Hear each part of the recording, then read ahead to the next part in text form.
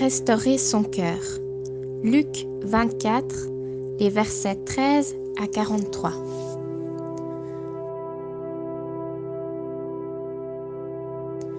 Voici 2 disciples. Ils partent de Jérusalem, la ville, et se rendent dans un petit village nommé Emmaüs.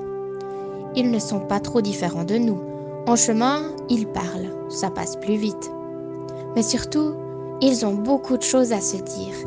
Ils viennent de vivre des événements bouleversants et essayent d'assimiler les choses.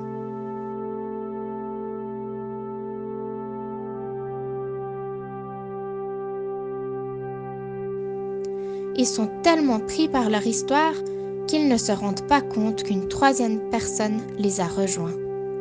Cette personne les questionne. « Vous avez l'air si triste. Vous parlez de quoi ?»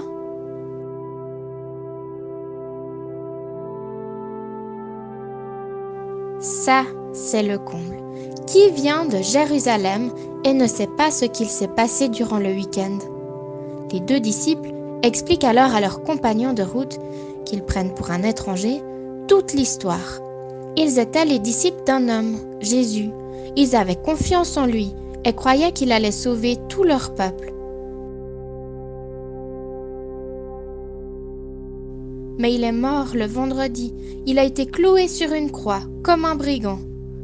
Alors, il y a bien ces femmes qui sont allées le dimanche matin au tombeau et qui n'ont pas trouvé le corps. Et puis elles ont dit qu'elles avaient vu des anges et qu'il était vivant. Et puis il y a d'autres disciples qui ont aussi trouvé le tombeau vide.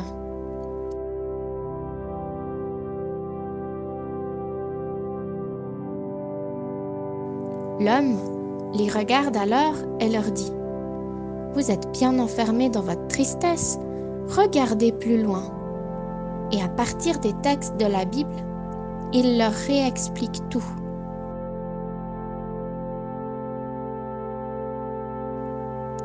Les 3 hommes ont fini par arriver près du village d'Emmaüs.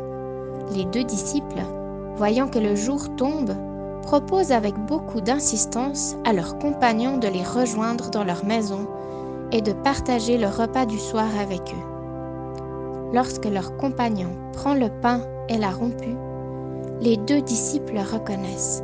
C'est Jésus! Il est vivant!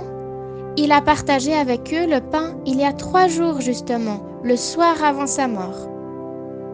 Comme Jésus a disparu, les disciples reprennent la route.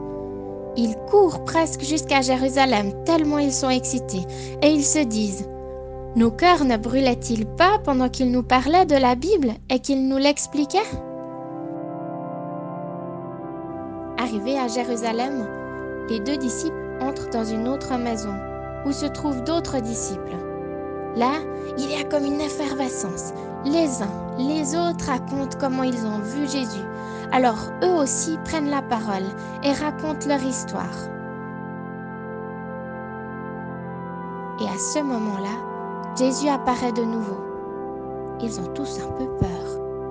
Mais Jésus les apaise, leur raconte encore une fois toute son histoire pour qu'ils comprennent ce qui s'est passé.